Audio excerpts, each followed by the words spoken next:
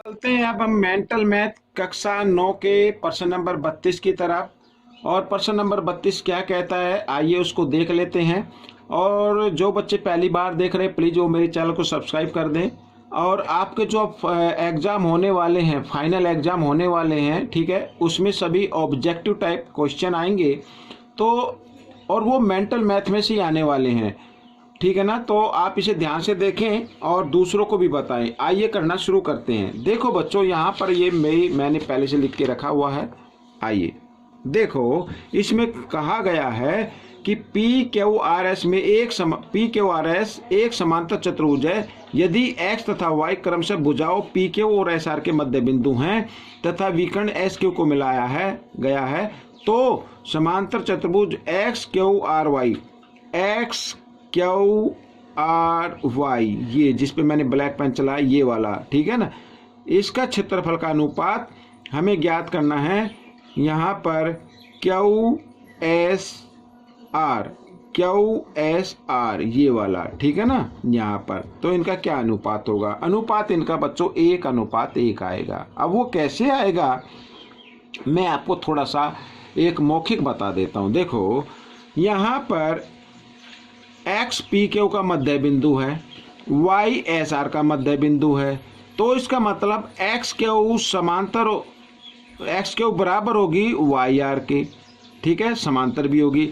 और यहाँ पर क्यू आर समांतर है एक्स वाई या क्यू आर बराबर है एस वाई के, तो एक्स क्यू आर वाई का क्षेत्रफल आधा होगा पी क्यू आर एस के क्षेत्रफल से, ठीक है, क्योंकि मध्य बिंदु को मिलाकर बनाया गया। दूसरी बात, अब यहाँ पर त्रिभुज एस क्यू आर या ले सकते क्यू एस आर और समांतर चतुर्भुज पी क्यू आर एस एक ही आधार यानी एस आर पर व समांतर रेखाओं के बीच एस आर समांतर पी क्यू के बीच बने हैं, तो इस कंडीशन में त्रिभुज का क्षेत्रफल जो होता है यानी क्यू एस आर का क्षेत्रफल आधा होगा किसके, पी क्यू आर एस के।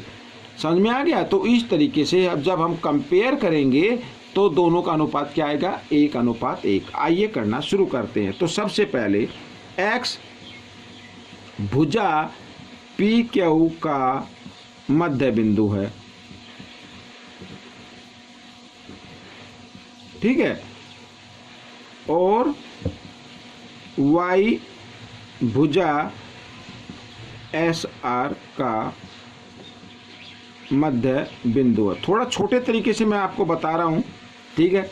तो इसका मतलब बच्चों यहाँ पर एक्स क्यू समांतर वाई आर व एक्स क्यू बराबर वाई आर ये रहेगा। तो इसका मतलब एक्स, ठीक है, क्यू आर वाई एक समांतर चतुर्भुज है, ये आपको याद है, समांतर चतुर्भुज है, ठीक है। अब देखो तो यहाँ पर समांतर चतुर्भुज एक्स क्यू आर वाई का क्षेत्रफल बराबर होगा 1/2 समांतर चतुर्भुज पी क्यू आर एस के आधे के बराबर होगा, ठीक है। क्यों, क्योंकि मध्य बिंदु को मिलाकर बनाया गया है। समझ में आ गया।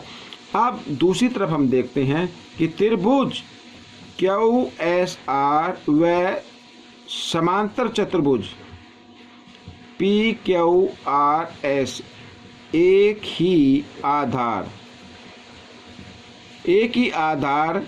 एस आर व एक ही समांतर रेखाओं, ठीक है, एक ही समांतर रेखाओं पी क्यू समांतर एस आर के बीच बने हैं। तो त्रिभुज का क्षेत्रफल यानी क्यू एस आर का क्षेत्रफल बराबर होगा 1/2 समांतर चतुर्भुज पी क्यू आर एस के क्षेत्रफल के आधे के बराबर। समीकरण 1 व 2 से अब देखते हैं 1 व 2 से। 1 व 2 से देखो P Q R S x QR/Y के बराबर है, आधे के बराबर। इधर भी यही है, तो इसका मतलब देखो यहाँ पर पहले क्या दिया, हाँ, तो क्षेत्रफल समांतर चतुर्भुज XQRY बराबर होगा बच्चों क्षेत्रफल त्रिभुज QSR के। ठीक है, अब अनुपात में लिख लेते हैं, मैं इसको इधर ले आता हूँ। तो इधर आकर बच्चों ये आ गया यहाँ पर समांतर चतुर्भुज XQRY, ठीक है, और ये इधर आ जाएगा, नीचे आ जाएगा, अनुपात में तो नीचे आ जाता है ना, तो QSR। अब इधर क्या बचा 1, तो 1, तो इस तरीके से 1:1 आ गया बच्चों, ये आपका उत्तर बन गया। अब हम करने वाले हैं यहाँ पर प्रश्न नंबर ये, ठीक है, प्रश्न नंबर हम करेंगे 33। तो इसको भी देख लेते हैं, पहले पढ़ लेते हैं। त्रिभुज ABC की माध्यिका AD है, ये ABC की माध्यिका AD हो गई, ठीक है, माध्यिका, ठीक है।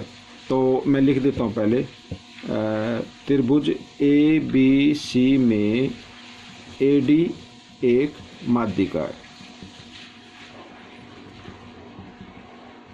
ठीक है। आगे उसे बिंदु E तथा F पर समत्रिभाजित किया गया है। AD माध्यिका को समान तीन भागों में बांटा गया है, यानी AF बराबर FE बराबर DE, ठीक है, इस तरीके से। यदि क्षेत्रफल त्रिभुज BEF ये वाला इसका क्षेत्रफल 4 सेंटीमीटर वर्ग है, तो ABC का क्षेत्रफल क्या होगा बच्चों। अब बच्चों ये समान तीन भागों में बांटा गया है, मैं आपको बताता हूँ।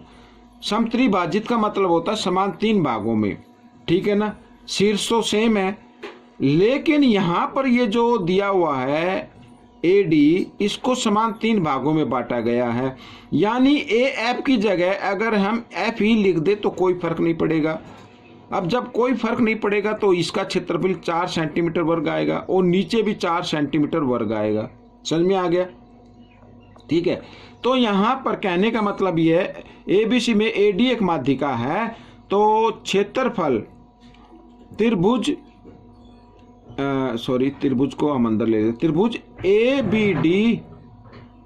ABD बराबर होगा क्षेत्रफल त्रिभुज ACD, ठीक है। अब ABD कितना हो गया, 4 और 4 4, 3 त्रिभुज जमा होते हैं ना, तो ये हो गया 4 और 4 8 और 4 12, तो 12 हो गया बच्चों, 12 सेंटीमीटर वर्ग। तो यहाँ पर क्षेत्रफल आ गया त्रिभुज ACD इस तरीके से, ठीक है, ACD। अब बच्चों यहाँ पर हमें निकालना ABC, तो क्षेत्रफल त्रिभुज ABC में दो त्रिभुज लगते हैं, एक तो त्रिभुज लगता है त्रिभुज ABD या ADB, जैसे भी आप बोलो, और दूसरा लगता है त्रिभुज यहाँ पर क्षेत्रफल त्रिभुज ACD, ठीक है। अब देखो ये आपका आंसर बन गया है, त्रिभुज ABC बराबर ABD का यहाँ पर क्षेत्रफल आया 12, तो ACD का भी 12, भाई ये 12 तो ये भी 12 हो गया ना, तो 12 जमा 12 बराबर 24 सेंटीमीटर वर्ग। इस तरीके से ये प्रश्न आपका हल हो गया। आपको ये प्रश्न कैसा लगा मुझे ज़रूर बताएं, और इसमें से सीखकर दूसरों को ज़रूर सिखाना है। मेरी वीडियो देखने के लिए आप सभी बच्चों का धन्यवाद।